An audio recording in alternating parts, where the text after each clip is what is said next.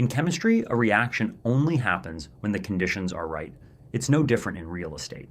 Welcome to the Alkaline Reaction, a podcast from Alkaline Advisors, where we break down the deals, partners, and capital structures that turn opportunities into outcomes.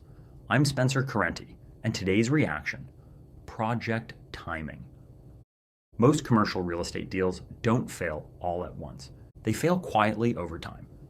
So today, I want to walk through a single hypothetical deal and show how timing, more than bad assumptions or bad assets, can determine the outcome.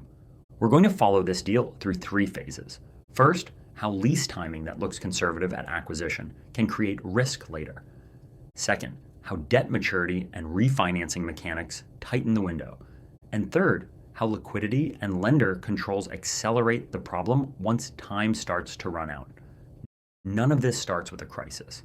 At acquisition, the deal looks solid. It's a well-located property with a 7-year weighted average lease term.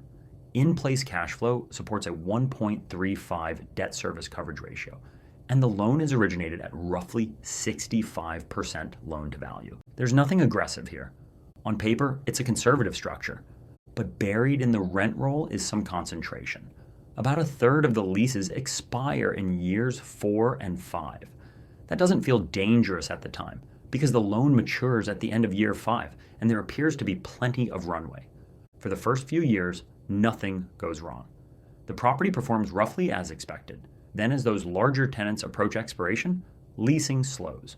Some tenants renew, but at slightly lower rents. Others hesitate or downsize. Net operating income starts to drift lower, not dramatically, but enough to matter. By the time the deal enters year 4, coverage has slipped from 1.35 to closer to 1.15. The asset still functions. Expenses are covered, but refinancing math is already starting to change. This is where time becomes the real issue. As the loan approaches maturity, the focus shifts from long-term viability to short-term qualification. The lender isn't underwriting the future lease-up. They're underwriting in-place cash flow. An updated appraisal reflects softer rents and higher cap rates. Value comes in lower. Now the loan that originated at 65% loan to value is suddenly north of 70%. Coverage tests tighten. Extension options that once looked automatic now require a paydown or fresh equity. Nothing catastrophic has happened, but the window is closing. At this point, liquidity matters more than projections.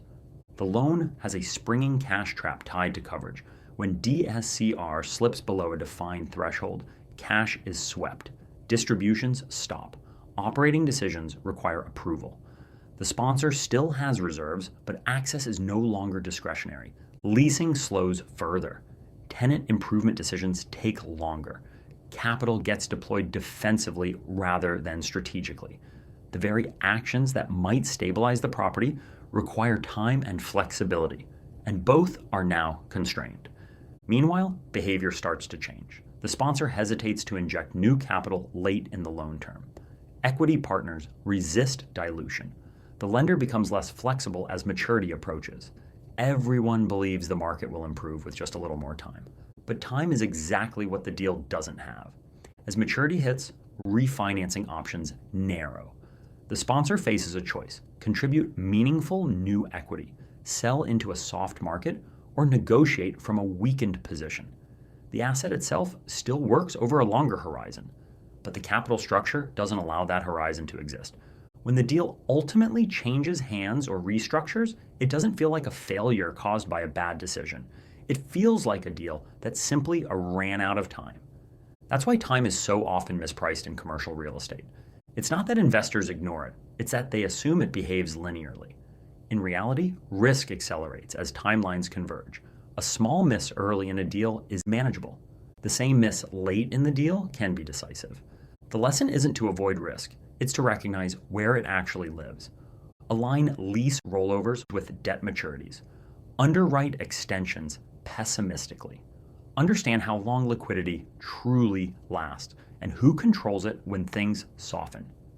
Because in this business, the deals that survive aren't the ones with perfect assumptions. They're the ones that left themselves more time than they thought they'd need. That's today's reaction. If you found this episode helpful, please subscribe and join us next time as we continue breaking down the commercial real estate industry.